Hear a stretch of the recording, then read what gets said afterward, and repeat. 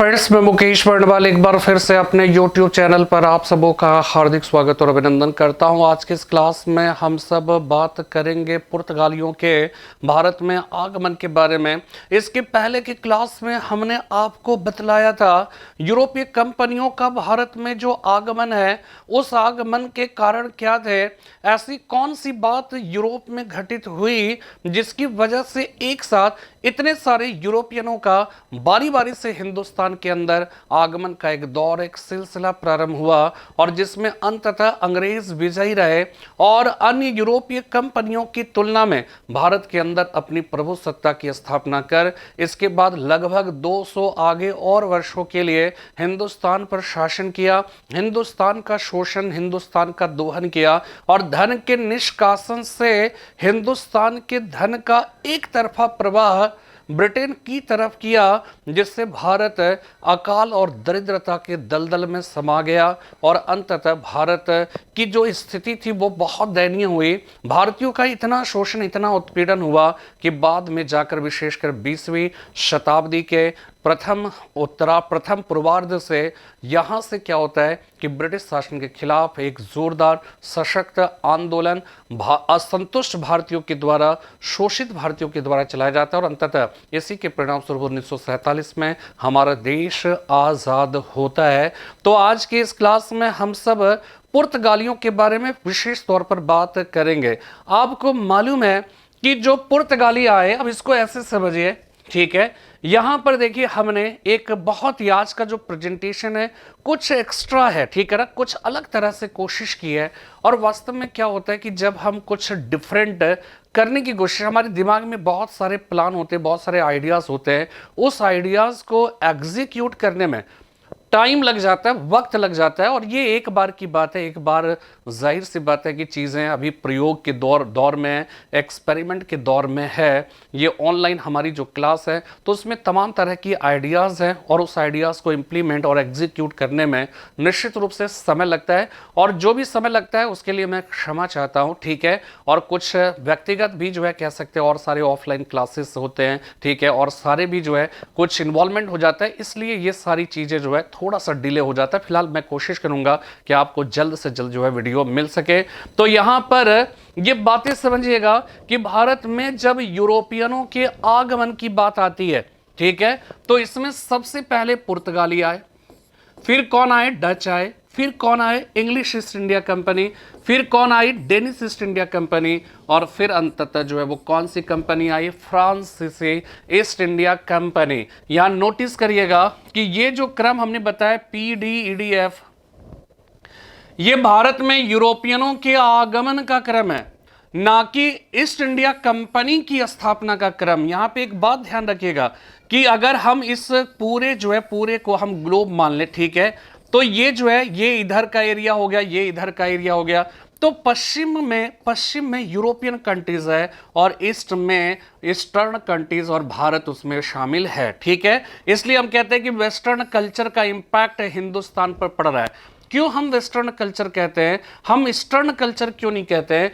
क्योंकि यूरोपियन जो कंट्रीज है अगर देखा जाए तो वो पश्चिमी जो है, पश्चिम के क्षेत्र में, पश्चिम की दिशा में है और यहां से चलकर ये सारी कंपनियां हिंदुस्तान आई थी, यानी पूर्व की ओर आई थी, ईस्ट की ओर आई थी। इसलिए इन सभी देशों की जो कंपनियां हैं उसी कंपनी को ईस्ट इंडिया कंपनी कहकर पुकारा जाता है। लेकिन बाद में आपको पता है कि ये अंग्रेज जो है जीत गए, तो जब जीत गए तो ईस्ट इंडिया कंपनी का मतलब ही हो गया इंग्लिश ईस्ट इंडिया कंपनी। लेकिन वास्तव में अगर देखा जाए तो ये जितने भी यूरोपियनों का हिंदुस्तान में आगमन हुआ, जिनकी भी कंपनियां थी, चूंकि वो पश्चिम से चलकर पूर्व की ओर, वेस्ट से चलकर ईस्ट की ओर आई, इसलिए इन सभी देशों की कंपनियां ईस्ट इंडिया कंपनी थी। लेकिन क्या होता है कि बाद में चूंकि अंग्रेज जीत गए, तो अंग्रेज जब जीत गए तो ईस्ट इंडिया कंपनी का पर्याय जो है वो बन गया इंग्लिश ईस्ट इंडिया कंपनी। लेकिन पूर्व की ओर जाने वाली यूरोप की हर कंपनी ईस्ट इंडिया कंपनी थी, इस बात को ध्यान में रखना है, ठीक है। अब यहां पे देखिए पुर्तगाली, इसके बाद डच आए। डच की अगर हम बात करें तो ये डच जो है वो कहाँ के निवासी थे, नीदरलैंड के या हॉलैंड के निवासी थे। ठीक है, तो नीदरलैंड या हॉलैंड के निवासियों को डच कहा जाता था और इसकी कंपनी को डच ईस्ट इंडिया कंपनी कहकर पुकारा गया। इसी प्रकार इंग्लिश से, ई से इंग्लिश ईस्ट इंडिया कंपनी है, डी से हो गया डेनिश ईस्ट इंडिया कंपनी, और ये डेनिश ईस्ट इंडिया कंपनी जो है ये डेनमार्क की कंपनी थी, और एफ फॉर हो गया फ्रांसीसी ईस्ट इंडिया कंपनी यानी फ्रेंच ईस्ट इंडिया कंपनी। यानी कि अगर आप देखिए ये पुर्तगाल है, ठीक है, ये पुर्तगाल है, ये पहले क्रम में आया। ठीक है, पुर्तगाल, स्पेन, फ्रांस, बेल्जियम, इसके बाद डच हो गया। तो डच जो है वो नीदरलैंड के निवासी को, ये हो गया डच। ठीक है, नीदरलैंड या हॉलैंड के निवासी। इसके बाद ये दूसरे क्रम में आया और ये क्या आया, तीसरे क्रम में आया। ठीक है, इसके बाद जो है डेनमार्क की कंपनी जो है ये डेनमार्क हो गया। ठीक है, ये चौथे क्रम में, और पांचवें क्रम में जो है वो कौन सा आया, फ्रांसीसी ईस्ट इंडिया कंपनी। यानी कि ये ध्यान रखना है कि सबसे पहले पुर्तगाली आए इन सारी कंपनियों में, और इसके बाद सबसे बाद में कौन आया, फ्रांसीसी ईस्ट इंडिया कंपनी।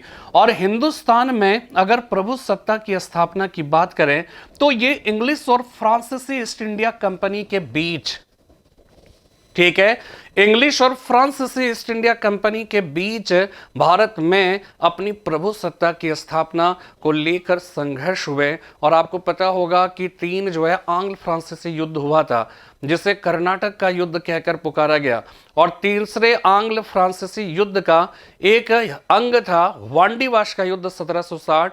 उस 1760 के वांडीवाश के युद्ध में इंग्लिश ईस्ट इंडिया कंपनी ने निर्णायक रूप से फ्रांसीसियों को पराजित कर दिया, और पराजित करने के बाद फ्रांसीसियों की भारत में जो प्रभु सत्ता थी वो कमजोर पड़ गई, और फिर उसने पांडिचेरी तक अपने को सीमित कर लिया। इसी तरह से इंग्लिश ईस्ट इंडिया कंपनी ने इसके पहले Dutch east India company, sorry PD है ना, डच ईस्ट इंडिया कंपनी को 1759 के वेदरा के युद्ध में, ठीक है, वेदरा के युद्ध में पराजित कर दिया, और इस तरह से डचों को भी जो है हिंदुस्तान से निकाल दिया।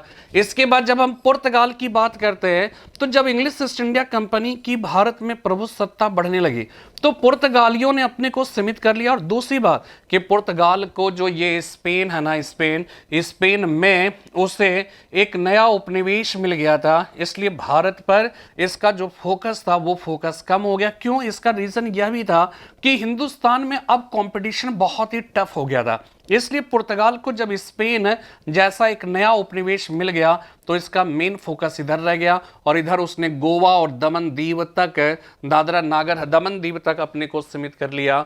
तो इस तरह से हम ये कह सकते हैं, अगर हम डेनिश ईस्ट इंडिया कंपनी की बात करें तो ये डेनिश ईस्ट इंडिया कंपनी भी हिंदुस्तान जो आई थी, वास्तव में अगर देखा जाए तो वो भी अन्य कंपनियों की तरह भारत में व्यापार करने ही आई थी, लेकिन इस कार्य में जब वो सफल नहीं रह पाई तो उसने ईसाई धर्म के प्रचार प्रसार तक अपने को जो है वो कह कि समेट लिया। ठीक है, अपने को सीमित कर लिया। यानी आए थे वो व्यापार करने, लेकिन वो करने क्या लगे, ईसाई धर्म का प्रचार प्रसार। आए थे हरि भजन को और ओटन लगे कपास। तो डेनिश ईस्ट इंडिया कंपनी, और बाद में क्या हुआ कि 19वीं शताब्दी के उत्तरार्ध में डेनिश ईस्ट इंडिया कंपनी जो थी, ठीक है, उसने क्या किया कि अपनी जो भी चल अचल संपत्ति हिंदुस्तान में हासिल की थी वो अंग्रेजों के हाथ बेच देने के बाद फाइनली बैग एंड बैगेज यहां से वो चले गए अपने देश। तो डेनिश ईस्ट इंडिया कंपनी का ऐसे भी प्रभाव खत्म हो गया। 1759 के वेदरा के युद्ध में अंग्रेजों ने डचों को निर्णायक रूप से पराजित कर दिया। 1760 के वांडीवाश के युद्ध में अंग्रेजों ने फ्रांसीसियों को निर्णायक रूप से पराजित कर दिया। पुर्तगाली जो है वो गोवा दमन द्वीप तक सीमित हो गए और साथ में स्पेन पर उनका फोकस हो गया। तो बच गए कौन? English east India company. और फिर इंग्लिश ईस्ट इंडिया कंपनी ने अगले 200 सालों तक हिंदुस्तान का जबरदस्त शोषण किया, दोहन किया। उसके टक्कर का अब कोई भी जो है मुकाबला करने वाला यूरोपियन हिंदुस्तान में नहीं बचा। तो ये हमने आपको एक एलिमेंट्री जानकारी दी, एक प्रारंभिक जानकारी दी, एक इंट्रोडक्टरी जानकारी दी, और हमने नक्शे के थ्रू आपको समझाने की कोशिश की कि ये पुर्तगाल है, ये स्पेन हो गया। स्पेन याद रखना है, हिंदुस्तान कभी नहीं आया, ठीक है, स्पेन कभी नहीं आया। और आपको यह पता होगा कि 1662 ईस्वी में, यह बात समझिएगा कॉन्सेप्ट, 1662 एडी में पुर्तगाली युवराज चार्ल्स सेकंड की राजधानी, सॉरी यहां पर जो है क्या है कि ब्रिटिश युवराज चार्ल्स सेकंड की शादी पुर्तगाली राजकुमारी कैथरीन ब्रगेंजा से हुई थी 1662 एडी में। और इसमें क्या हुआ कि जो ब्रिटिश जो युवराज चार्ल्स सेकंड है, उस ब्रिटिश युवराज चार्ल्स सेकंड की शादी जो है पुर्तगाली राजकुमारी कैथरीन ब्रगेंजा से हुई, जिसमें बंबई शहर दहेज के रूप में उसे हासिल हुआ। ठीक है, दहेज के रूप में हासिल हुआ। और चूंकि इस समय तक आप समझ जाइए स्पेन पर, वह स्पेन का पुर्तगाल पर एक प्रकार से जो है वो नियंत्रण भी हो गया था। तो ऐसी स्थिति में जब यह सवाल आता है कि मुंबई शहर किसने युवराज चार्ल्स सेकंड को दिया था, तो वहां पे पुर्तगाल ऑप्शन ना देकर स्पेन जो है ऑप्शन दिया रहता है।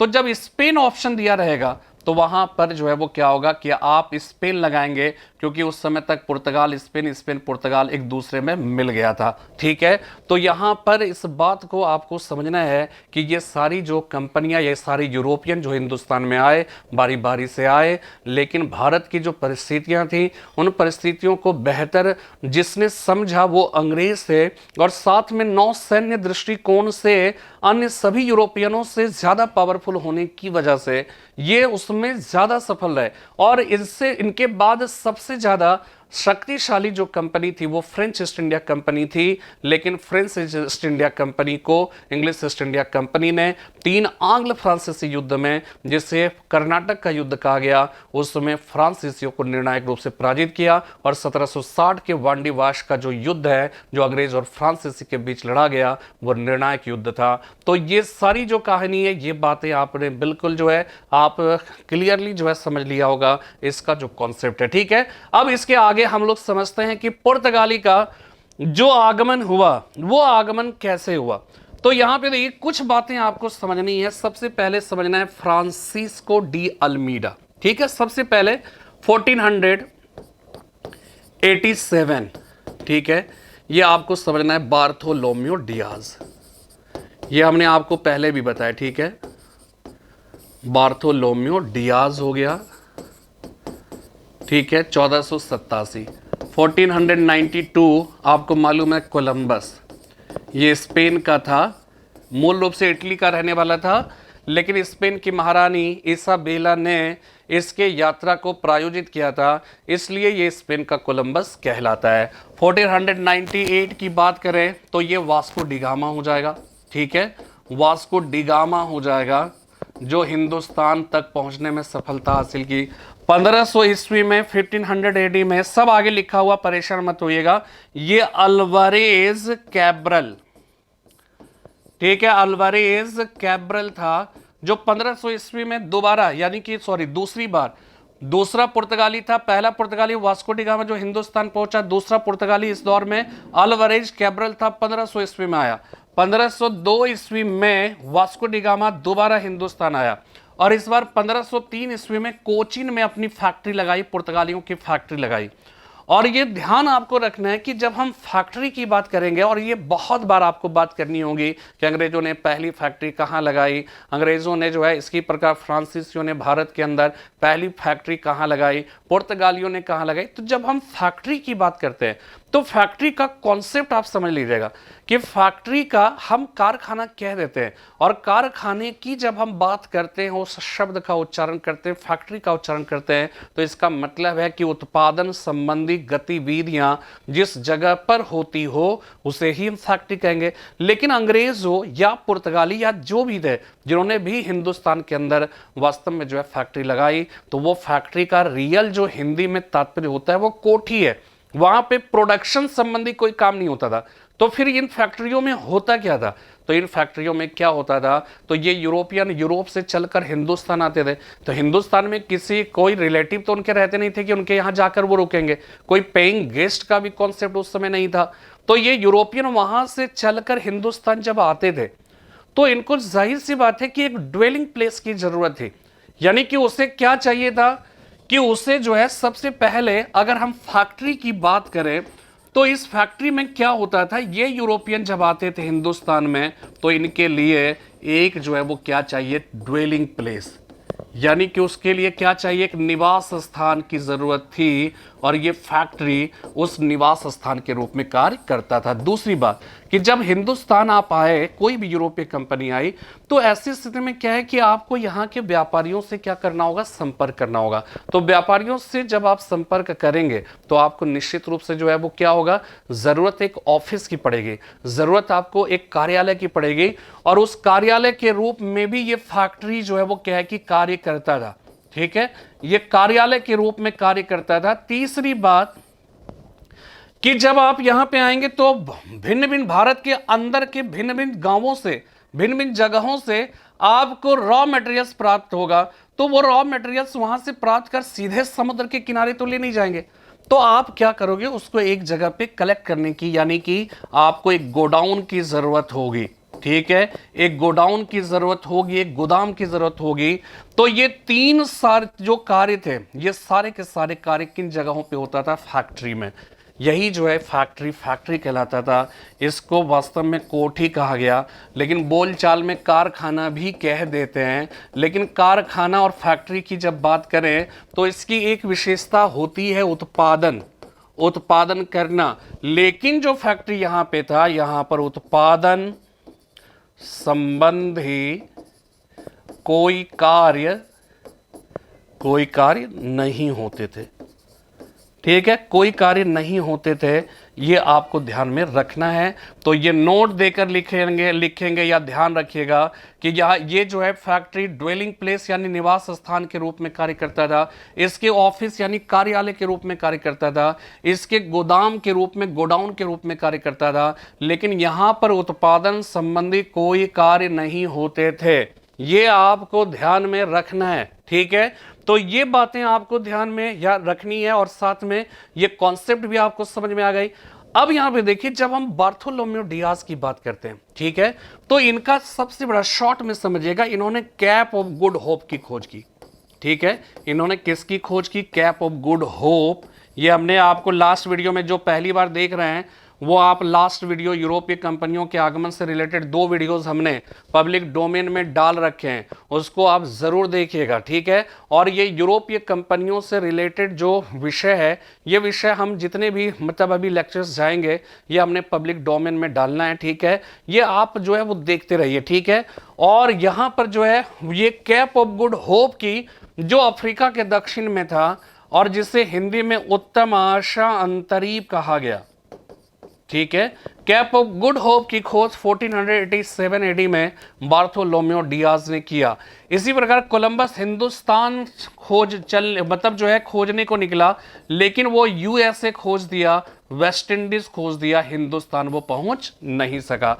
इसके बाद वास्को डिगामा चला पुर्तगाल का, और ये पहुंच गया कहां पे, कालीकट बंदरगाह पहुंचा। और कालीकट का शासक उस समय जमोरिन था, और जमोरिन ने उसका भव्य स्वागत किया। और ये ध्यान रखना है कि ये जमोरिन जो है ना, किसी विशेष शासक का नाम नहीं है, ये कम्युनिटी का नाम है जिसको जमोरिन कहा गया, इसलिए बहुत साल बाद भी जमोरिन मिलेगा। तो ऐसा नहीं है कि एक जमोरिन शासक हो और वो जो है सैकड़ों साल तक जिंदा रहे, ऐसा नहीं।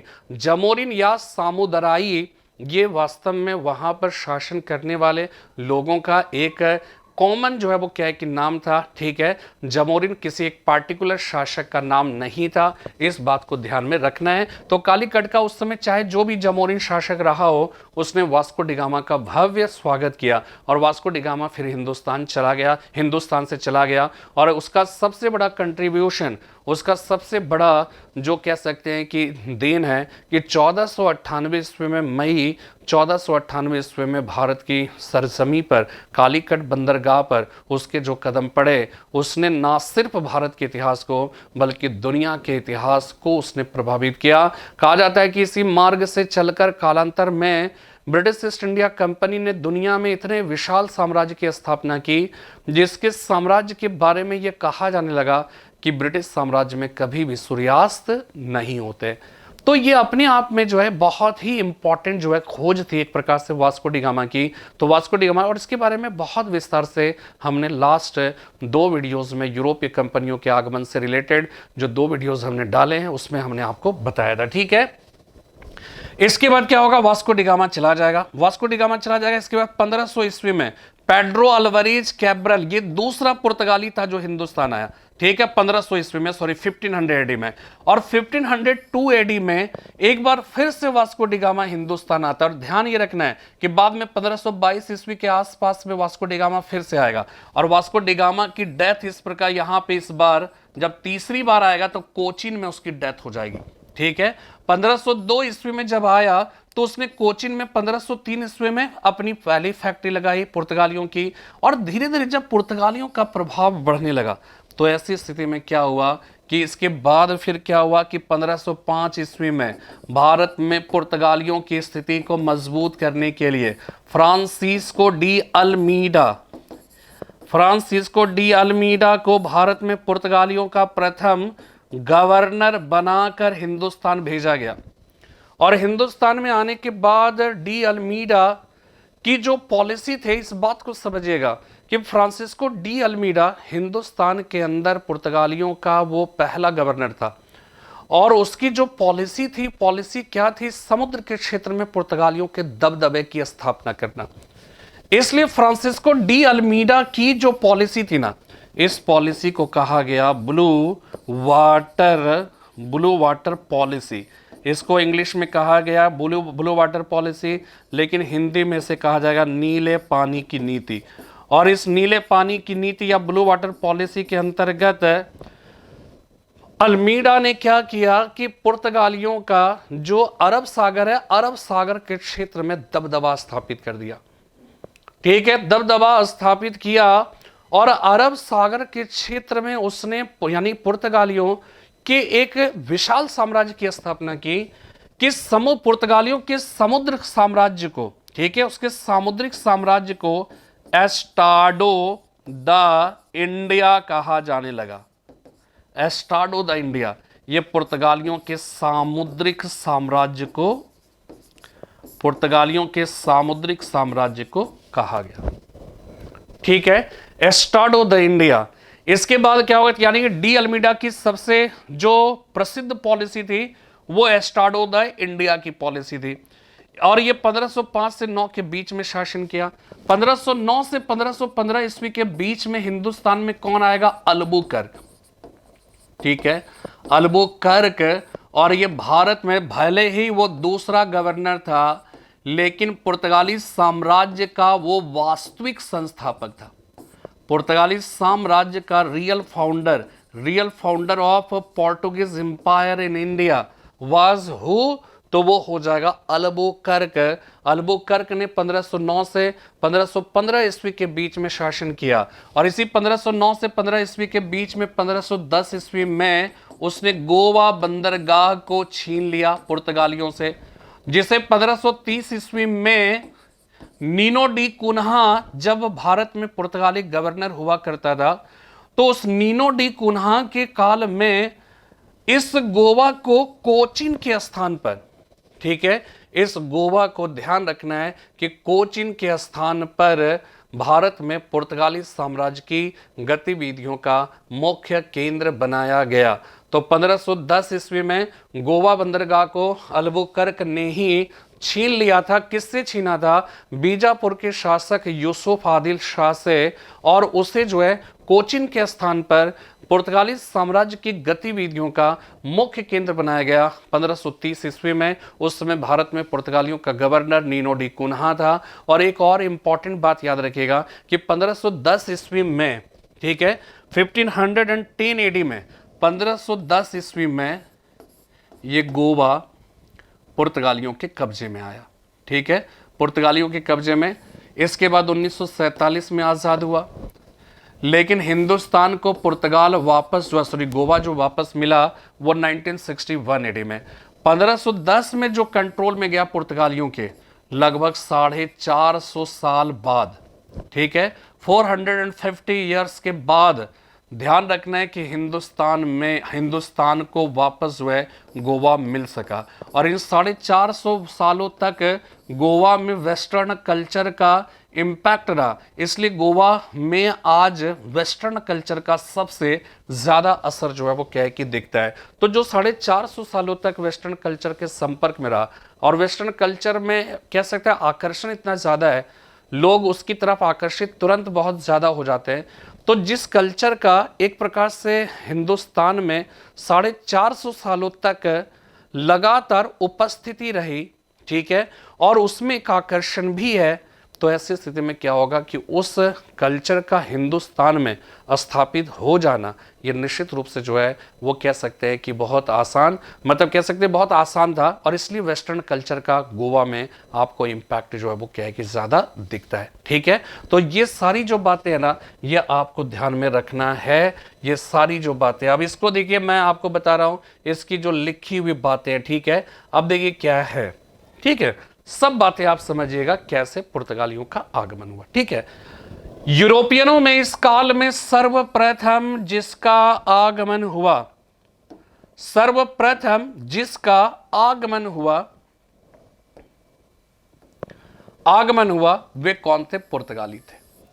पुर्तगालियों के आगमन का यह सिलसिला वास्को डिगामा के भारत आगमन के साथ ही प्रारंभ हुआ। वास्को डिगामा 1498 ईस्वी में एक नए मार्ग से चलकर भारत के कालीकट नामक बंदरगाह, यहां पे कालीकट नामक बंदरगाह की बात याद रखिएगा कि ये कहां पर, कौन से राज्य में है? केरल राज्य में। कौन से समुद्र तट पर है? मालाबार समुद्र तट पर। और कालीकट का वर्तमान में मलयाई नाम जो है वो क्या हो जाएगा? कोझिकोड हो जाएगा।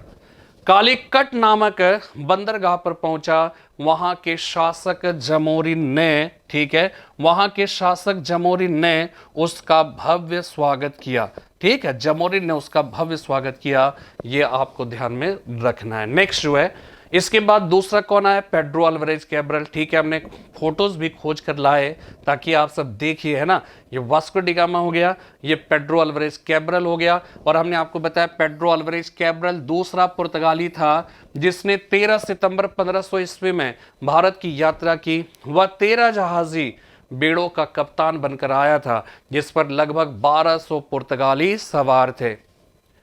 उसने भी जमोरिन से मुलाकात की, उससे अरब व्यापारियों को अपने यहां से भगा देने की अपील की। ठीक है, उससे अरब व्यापारियों को अपने यहां से भगा देने की अपील की। कैब्रल की सबसे महत्वपूर्ण उपलब्धि क्या रही? यह रही कि उसने अरब सागर के क्षेत्र में अरब वासियों के प्रभुत्व को समाप्त कर दिया। हमने आपको बताया था कि वास्तव में क्या होता था कि जब तक वास्को डिगामा ने समुद्री जो है कह सकते नए सामुद्रिक मार्ग की खोज नहीं की थी, तब तक क्या था कि जो व्यापार होता था, हमने आपको बताया था फारस की खाड़ी से होता था या फिर भूमध्य सागर के क्षेत्र से होता था। अफ्रीका के दक्षिण में जो कैप ऑफ गुड होप है उससे होकर जाने वाले किसी व्यापारिक मार्ग की अभी तक खोज नहीं हो पाई थी। तो जो एशियाई व्यापार था, ठीक है, उस पर एकाधिकार किसका था? अरब वासियों का। और आपको बताया था हमने यूरोपीय हिस्से पर इटली वासियों का। तो अरब वासियों का अरब सागर पर एक प्रकार से क्या था? उसका वर्चस्व था, उसकी जो है मोनोपोली हुआ करती थी। ठीक है, तो जो अल्वारेज कैब्रल था उसकी सबसे बड़ी उपलब्धि क्या थी कि इसने अरब सागर के क्षेत्र में अरब वासियों के प्रभुत्व को समाप्त कर दिया। पुर्तगाल का भारत में प्रारंभिक जो लक्ष्य था वो मसाला व्यापार पर एकाधिकार जमाना था, परंतु कैब्रल के अभियान के पश्चात पुर्तगाल ने पूर्वी जगत और यूरोप के मध्य होने वाले संपूर्ण व्यापार पर एकाधिकार करने का निश्चय किया। यानी कि प्रारंभिक लक्ष्य मसाले व्यापार पर, लेकिन बाद में जो है इसका लक्ष्य क्या बन गया? संपूर्ण व्यापार पर। ठीक है, संपूर्ण व्यापार पर एकाधिकार करने का निश्चय किया। और आप देखिए पेड्रो अल्वारेज कैब्रल की बात अगर हम करें, ठीक है ना, अगर आप देखिए तो कैब्रल्स का जो वॉयस है, ठीक है ना, वो वास्तव में वास्को डिगामा जो है वो ऐसे ही इस मार्ग से पुर्तगाल से चला था। ठीक है, इधर से होते हुए ये कैप ऑफ गुड होप हो गया, ये कैप ऑफ गुड होप से होता हुआ यहां पर गया था वास्को डिगामा। ठीक है, तो यही जो मार्ग है जो वास्को डिगामा ने खोजा, कैब्रल ने भी उसी मार्ग को फॉलो किया और मार्ग को फॉलो करते हुए हिंदुस्तान पहुंचा। तो हिंदुस्तान पहुंचा तो उसने और ये अरब सागर का क्षेत्र है, और इस अरब सागर के क्षेत्र में जो अरब वासियों की प्रभु सत्ता थी, ठीक है, अरब वासियों की जो प्रभु सत्ता थी, वो अरब वासियों की प्रभु सत्ता को इसने क्या किया? खत्म किया।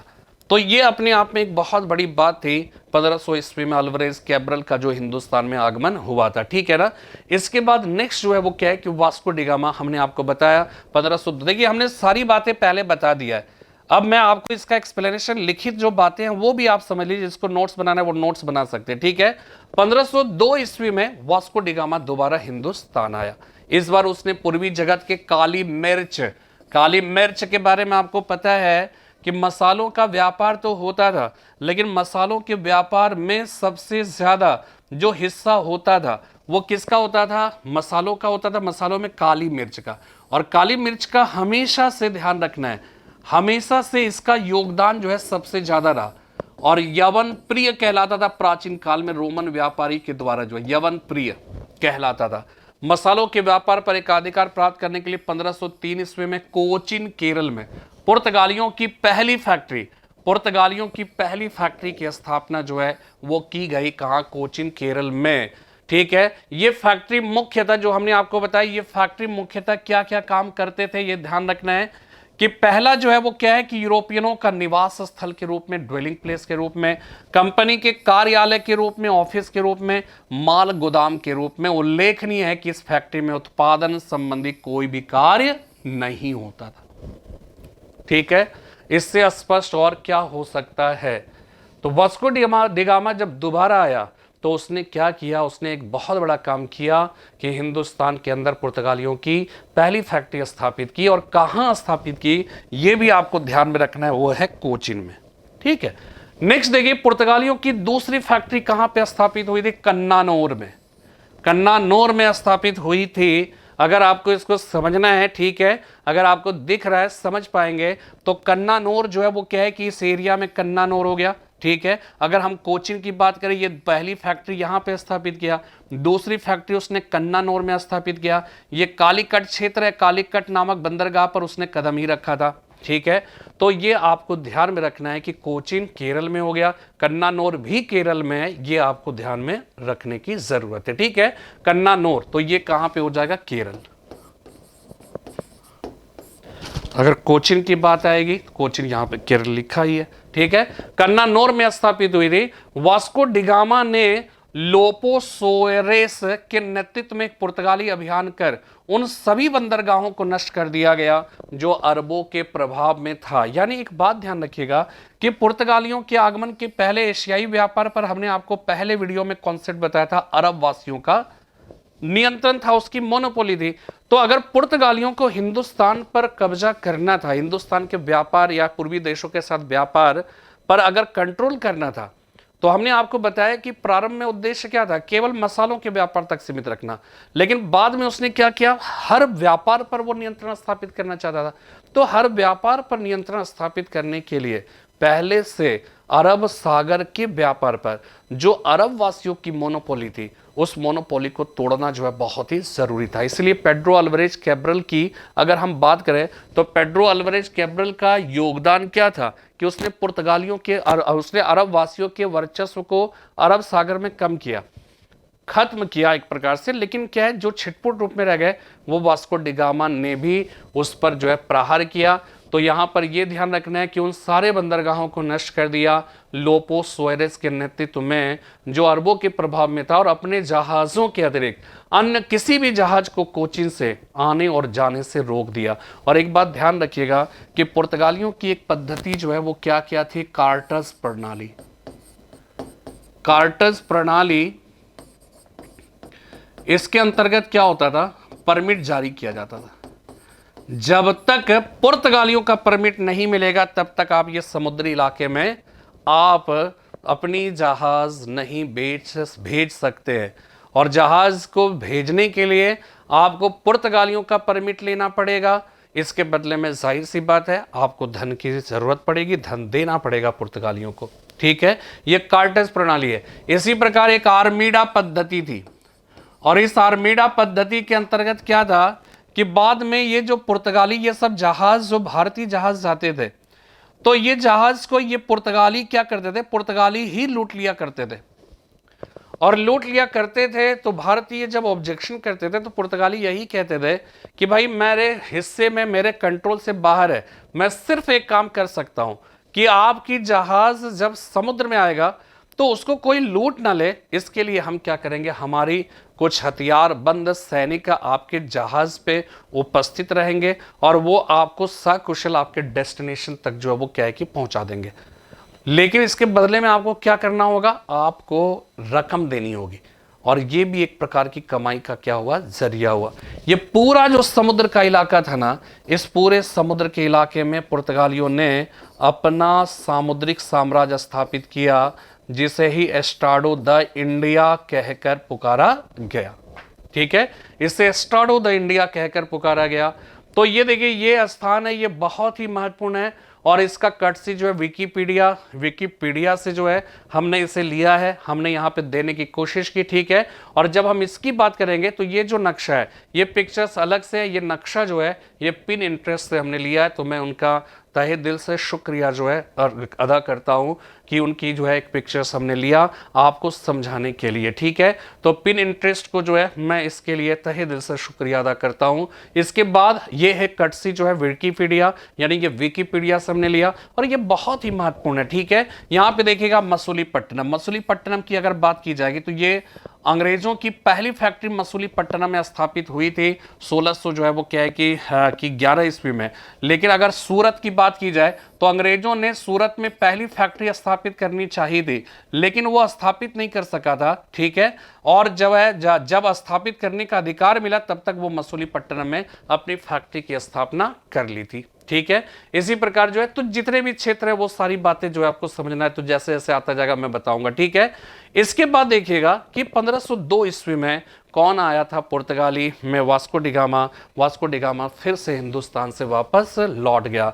1505 ईस्वी में ध्यान रखिएगा, एक नई नीति के अनुसार पुर्तगाल सरकार ने भारत में अपनी प्रभु सत्ता को स्थापित करने हेतु गवर्नर के एक पद का सृजन किया।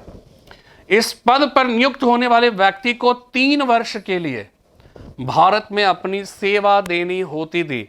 भारत में पुर्तगाली साम्राज्य का प्रथम गवर्नर बनकर जो है वो कौन आया था, फ्रांसिस्को डी अल्मीडा। ये हमने आपको बताया, और इसकी जो पॉलिसी है वो ब्लू वाटर पॉलिसी कहलाती है, ये हमने आपको बताया।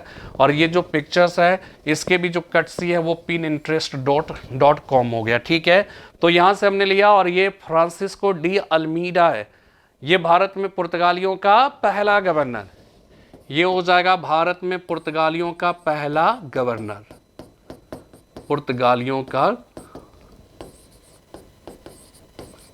पहला गवर्नर। और दूसरी बात, इसकी जो पॉलिसी थी वो पॉलिसी क्या कहलाती है, ब्लू वाटर पॉलिसी। ठीक है, ब्लू वाटर पॉलिसी कहलाती है। इसके काल में, यानी फ्रांसिस्को डी अल्मीडा के बारे में ही आगे कंटिन्यू, इसके काल में भारत के अंदर पुर्तगालियों का तेजी से प्रभाव स्थापित हुआ। 1508 ईस्वी में मिस्र, तुर्की और गुजरात के शासक महमूद बेगड़ा के त्रिगुट को चौल के समीप दीव के युद्ध में पराजित कर दिया। यद्यपि अल्मीडा के पुत्र डोम लॉरेंसो की इस युद्ध में क्या हो गई, डेथ हो गई। इस विजय से एशिया में ईसाई जगत की 9 सैनिक श्रेष्ठता, जो कि मिस्र मुसलमान, तुर्की मुसलमान, गुजरात का शासक महमूद बेगड़ा यह भी मुसलमान था, और इसको पराजित किया। किसने पराजित किया, अल्मीडा जो है, अल्मीडा की सेना ने। अल्मीडा कौन थे, ईसाई थे। तो एक प्रकार से एशिया में ईसाई जगत की 9 सैनिक श्रेष्ठता स्थापित हुई। अगली शताब्दी में हिंद महासागर पुर्तगाली साम्राज्य के रूप में परिवर्तित हो गया, और इस युद्ध में विजयोपरांत पुर्तगालियों की पूर्ण सत्ता की स्थापना हुई थी। ठीक है, नेक्स्ट हो जाएगा नीले पानी की नीति, ब्लू वाटर पॉलिसी। हमने आपको बता दिया कि जो पुर्तगालियों का सामुद्रिक साम्राज्य हुआ करता था। ठीक है, पुर्तगालियों के इस सामुद्रिक साम्राज्य को क्या कहा जाता था, उसे एस्टाडो द इंडिया कहकर पुकारा जाता था। यह ध्यान रखिएगा, बहुत बार सवाल आ चुका है। और हमने आपको बताया फ्रांसिस्को डी अल्मीडा की पॉलिसी थी नीले पानी की पॉलिसी। ठीक है, तो फ्रांसिस्को डी अल्मीडा ने भारत के संदर्भ में जिस एक नई नीति को प्रारंभ किया उसे नीले पानी की नीति, ब्लू वाटर पॉलिसी कहा गया। इसके अंतर्गत अल्मीडा का मुख्य उद्देश्य, इसका जो मुख्य उद्देश्य था वो समुद्र के क्षेत्र में अपने आप को मजबूती से स्थापित करना था। उल्लेखनीय है कि पुर्तगालियों ने अपने जिस एक सामुद्रिक साम्राज्य की स्थापना की थी उसे एस्टाडो द इंडिया, एस्टाडो द इंडिया कहकर पुकारा गया। यह हमने आपको बताया था। इसके बाद क्या होगा? अल्फांसो डी अल्बुकर्क, ये कटसी जो है अलार्मी स्टॉक पे है, ठीक है। अल्फांसो डी अल्बुकर्क नाम है, लग रहा है जैसे ओसामा बिन लादेन हो, ठीक है ना लेकिन ये वास्तव में अल्फांसो डी अल्बुकर्क है और कटसी जो है अलार्मी स्टॉक से हमने लिया। मैं उनका तहे दिल से शुक्रिया अदा करता हूं। 1509 ईस्वी में अल्बुकर्क पुर्तगालियों का दूसरा गवर्नर बनकर भारत आया। ये पुर्तगालियों का दूसरा गवर्नर था, लेकिन भारत में पुर्तगाली साम्राज्य का वास्तविक संस्थापक, real founder of Portuguese empire जो है वो कौन था? Alfonso de Albuquerque. पुर्तगालियों को भारत में राजनीतिक स्थान दिलाने वाला अल्बुकर्क था। वास्को डिगामा भारत में केवल व्यापार को ध्यान में रखकर आया था, वहीं अल्बुकर्क की दृष्टि उससे भी आगे गई और वह राज्य विस्तार के भी प्रयत्न करने लगा। इसलिए प्रोफेसर डॉडवेल ने अल्बुकर्क की तुलना अंग्रेज गवर्नर रॉबर्ट क्लाइव से की है। यानी कि इंग्लिश ईस्ट इंडिया कंपनी के लिए या अंग्रेजों के लिए जो काम रॉबर्ट क्लाइव ने किया, वही काम पुर्तगालियों के लिए किसने किया था? अल्बुकर्क ने किया, ठीक है। इसने क्या किया? 4 मार्च 1510 ईस्वी में गोवा नामक बंदरगाह को, ध्यान रखना है कि गोवा नामक बंदरगाह को किससे छीन लिया? बीजापुर के शासक यूसुफ आदिल शाह से छीन लिया, जो कि 1530 ईस्वी में पुर्तगाली गवर्नर नीनो डी कुन्हा, जिसका काल था 1529 से 38 ईस्वी के बीच में। तो नीनो डी कुन्हा के काल में कोचिन के स्थान पर पुर्तगालियों की गतिविधियों का मुख्य केंद्र बना। तो ये कोचिन चूंकि पहली फैक्ट्री थी, इसलिए यह पहले से गतिविधियों का मुख्य केंद्र था। 1510 में जब छीना गया तो उस समय यह मुख्य केंद्र नहीं बना, बल्कि 1530 ईस्वी में जब नीनो डी कुन्हा पुर्तगालियों का गवर्नर था, तब जाकर यह पुर्तगालियों की गतिविधियों का मुख्य केंद्र बना। गोवा की विजय ने दक्षिण पश्चिम समुद्र तट पर पुर्तगाली नौसैनिक प्रभुत्व पर मुहर लगा दी और इसके साथ ही भारत में क्षेत्रीय पुर्तगाली राज्य की स्थापना हो गई। और आपको ध्यान में रखना है, आप ये समझिएगा कि इस समय अगर दक्षिण भारत की बात करें तो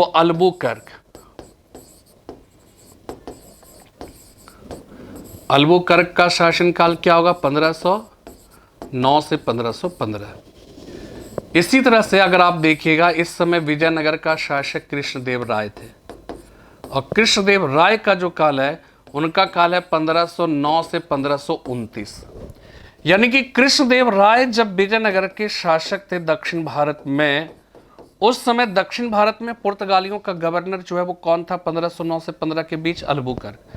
और अल्बुकर्क के या कृष्णदेव के साथ कह लीजिए या कृष्णदेव राय के अल्बुकर्क के साथ बेहतर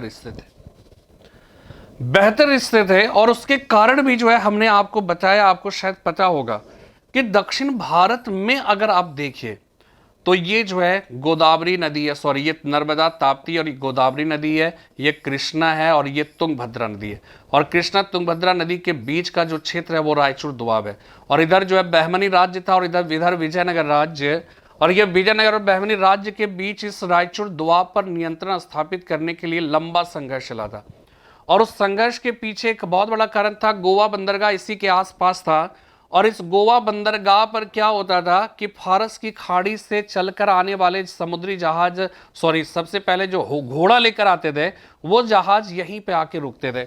तो जिसका भी इस पर नियंत्रण होता, जो अच्छे नस्ल के घोड़े आते थे वो अच्छे नस्ल के घोड़े पर उसी का नियंत्रण होता था।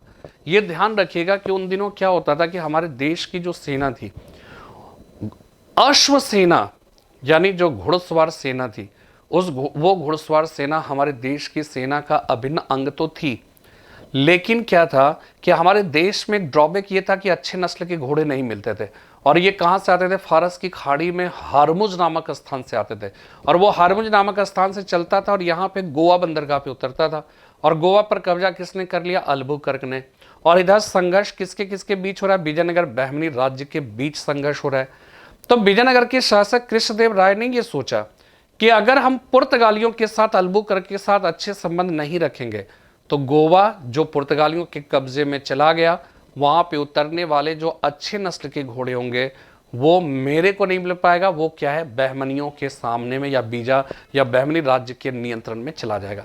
तो कृष्णदेव राय की एक मजबूरी आप समझ लीजिए कि वो अल्बुकर्क के साथ बेहतर संबंध स्थापित किया, ताकि क्या है कि गोवा बंदरगाह पर उतरने वाले अच्छे नस्ल के जो घोड़े हैं वो घोड़ा कृष्णदेव राय को प्राप्त हो सके, विजयनगर को प्राप्त हो सके, जिसका प्रयोग कर बहमनी राज्य के खिलाफ वो एक बेहतर मजबूत स्थिति जो है वो क्या है कि बना सके।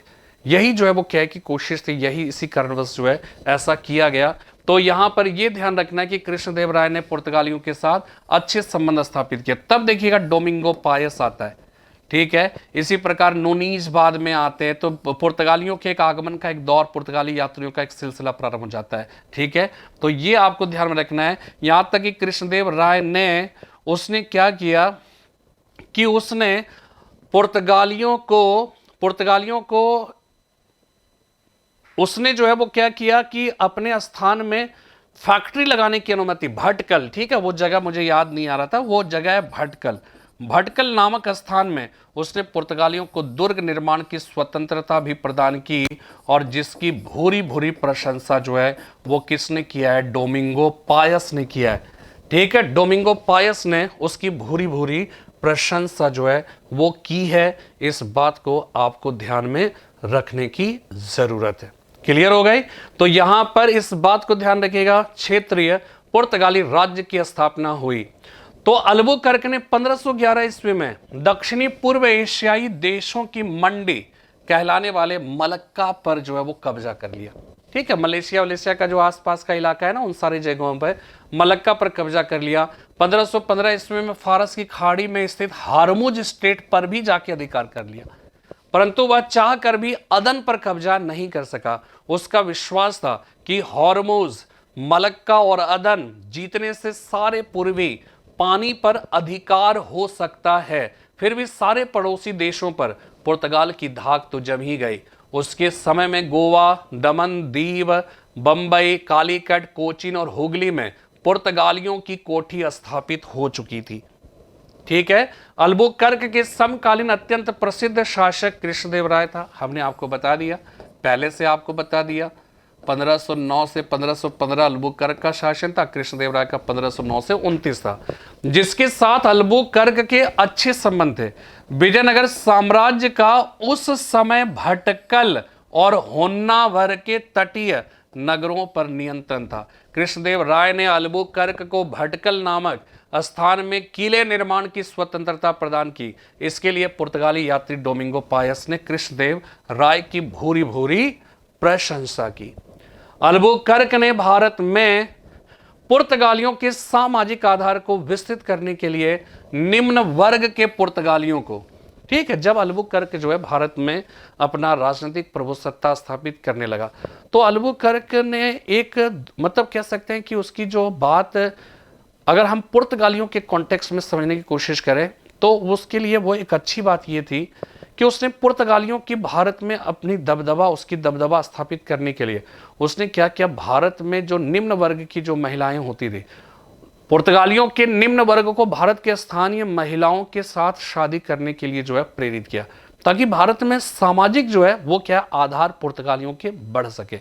साथ में अल्बुकर्क जो है हिंदुस्तान में सती प्रथा को भी समाप्त करने की कोशिश की। तो ये सब इंपॉर्टेंट बातें हैं जो आपको ध्यान में रखना है। तो अल्बुकर्क ने पुर्तगालियों के सामाजिक आधार को विस्तृत करने के लिए निम्न वर्ग के पुर्तगालियों को भारत के स्थानीय महिलाओं के साथ विवाह करने के लिए प्रेरित किया। अल्बुकर्क ने सती प्रथा को भी प्रतिबंधित करने का प्रयास किया। 1515 ईस्वी में अल्बुकर्क की मृत्यु गोवा में ही हो गई और वहीं पर उसे दफना दिया गया, ठीक है।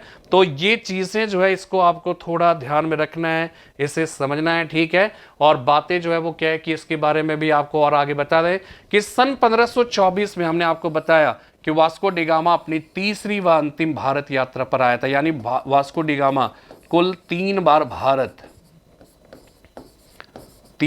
भारत की यात्रा की। सन 1524 में वास्को डी गामा अपनी तीसरी व अंतिम भारत यात्रा पर निकला। उस समय पुर्तगाल की भारत में उपनिवेश बस्ती के वायसराय के रूप में आया, ठीक है। पर वहां पहुंचने के कुछ समय बाद कोचीन में उसकी मृत्यु हो गई, ठीक है। उपनिवेश बस्ती के वायसराय के रूप में आया, पर वहां पहुंचने के कुछ समय बाद कोचीन में उसकी मृत्यु हो गई। इस प्रकार पुर्तगालियों का प्रभाव दिनानुदिन जो है वो कह के बढ़ता चला गया, ठीक है। पुर्तगालियों की जो देन है वो देन अगर आप समझिए, ठीक है। यहां पर ये ध्यान रखिएगा कि इन सारे प्रयासों से क्या हुआ कि पुर्तगालियों का हिंदुस्तान पर प्रभाव बढ़ने लगा। और आप समझिए, अगर मैं आपको एक कॉन्सेप्ट बताऊं कि वो 1498 में आए, ठीक है, 1498 में आए, यानी कि इसको आप लमसम मान लीजिए 1500। इसके बाद आप समझिए दूसरी जो कंपनी हिंदुस्तान आई थी वो कौन आई थी? PDEDF, है ना। 1608 1608 में हॉकिंस जो है हिंदुस्तान आया था। पुर्तगाली डच PDEDF, ठीक है। पुर्तगाली डच हो गया, तो डच ईस्ट इंडिया कंपनी की स्थापना 1602 और 1605 में डच ईस्ट इंडिया कंपनी आई। 1608 ईस्वी में आपको मालूम है इंग्लिश ईस्ट इंडिया कंपनी आई। तो अब आप देखिए 1500 से 1600 के बीच में केवल और केवल कौन हिंदुस्तान में व्यापार कर रहा था? पुर्तगाली, कोई टक्कर का नहीं था। लेकिन 1605 में पहले डच, फिर जो है वो कौन आ गया? English east India company. तो फिर हिंदुस्तान, फिर 1664 में कौन आ गया? 1668 में कौन आ गया? फ्रांसीसी। तो पुर्तगालियों की सीधे संघर्ष इनसे होने लगा, इनसे होने लगा, इनसे होने लगा, एक प्रकार से आप समझ जाइए। तो यहां पर आप ये कह सकते हो कि पुर्तगालियों ने इन 100 सालों में उसने लगभग जो है भारतीय व्यापार पर अपनी मोनोपोली स्थापित कर ली। और मतलब आप ये समझ लीजिए कि पुर्तगालियों का प्रभाव इसलिए भी, जैसे देखिए उसको स्पेन में एक नया कह सकते हैं कि उसे जो एक नया उपनिवेश मिल गया, वो बात जो है वो समझ में आ रही है, ठीक है।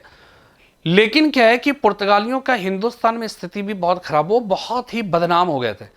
वो क्या है कि एक प्रकार से आप समझ जाइए कि ईसाई धर्म का प्रचार प्रसार करने लगे, भारत के धन को जो है बेइंतहा जुल्म ढालने लगे, धन को लूटने लगे, रोबरी करने लगे, डाकाजनी करने लगे, समुद्री जहाज़ों पर भारतीय उसके बाद लूटपाट मचाने लगे, तमाम तरह की जो है वो क्या की बातें की। इसके बाद नीले पानी की नीति आप समझ ही गए, कार्टर्स प्रणाली, परमिट जो है वो बिना पैसा लेकर जो है वो जाने नहीं देते थे। इसी प्रकार जो है वो क्या है कि वो हो गया आपका आर्मीडा पद्धति जो है, जिसके अंतर्गत जो है वो क्या है कि अपने सैनिकों को भेजते थे जहाज के साथ और उसके बदले में पैसा वसूल करते थे।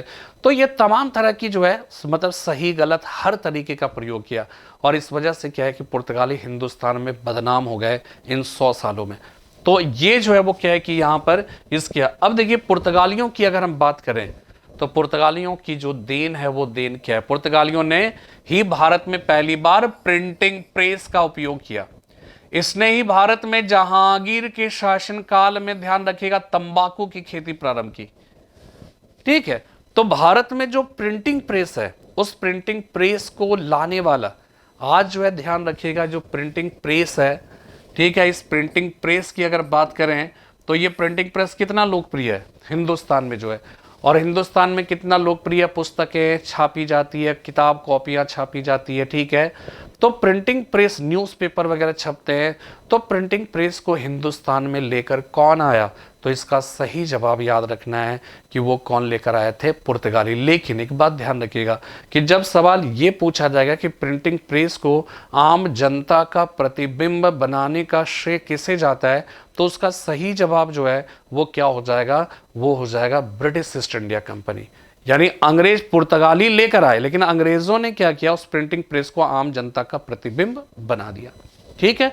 दूसरी इंपॉर्टेंट बात कि जो चर्च वगैरह देखते हैं वो गोथिक स्थापत्य कला का उदाहरण है, और गोथिक स्थापत्य कला को हिंदुस्तान में लाने का श्रेय वो किसको जाता है? पुर्तगालियों को जाता है। पुर्तगालियों ने ही अमरूद की खेती प्रारंभ की, अनानास की, आलू की खेती प्रारंभ की, ठीक है, काजू की खेती प्रारंभ की, ये सारे जो है, मक्के की खेती प्रारंभ की पुर्तगालियों ने। तो लिख लीजिए, तो समझ लीजिए पुर्तगालियों ने ही भारत में पहली बार प्रिंटिंग प्रेस का उपयोग किया। इसने ही भारत में जहांगीर के शासनकाल में तंबाकू की खेती प्रारंभ की थी। उसने भारत में गोथिक स्थापत्य कला का भी प्रचलन किया। उसने दक्षिण भारत में पहली बार गोला बारूद का उपयोग किया।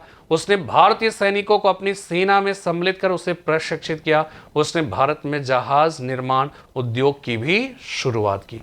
ठीक है, मूंगफली, मकई, टमाटर, शकरकंद, रबर प्लांट भारत में ब्राजील से पुर्तगालियों के द्वारा ही लाया गया। तंबाकू, आलू, लाल मिर्च और कुछ अन्य फसलें भी। मतलब आप सोचिए, लाल मिर्च। अब आप देखिए, एक विडंबना समझिए, काली मिर्च हिंदुस्तान की थी जिसकी इतनी मांगे होती थी, लेकिन लाल मिर्च जब आया तो हमने खुद काली मिर्च को भुला दिया। और लाल मिर्च के बिना आज कोई भी सब्जी और दाल का छोंका जो है अधूरा है। तो लाल मिर्च हमने अपना लिया जो पुर्तगालियों की देन थी, लेकिन अपनी जो देन काली मिर्च थी उसको हमने भुला दिया। आज काली मिर्च का प्रयोग शायद कुछ लोग करते होंगे। तो तंबाकू, आलू, लाल मिर्च और कुछ अन्य फसलें भी भारत में उसके ही द्वारा लाया गया। आज चाहे यह भारत की मुख्य फसलें बन चुकी हो और भारतीय भोजन का यह अटूट अंग है, परंतु इनकी काश्त यानी कृषि हमारे देश में 16वीं सदी में ही शुरू हुई। भारत के कुछ मुख्य फल भी पुर्तगालियों की ओर से ही लाए गए। इनमें चीकू, काजू, अमरूद, पाइन एप्पल या अनानास या शरीफा मुख्य है।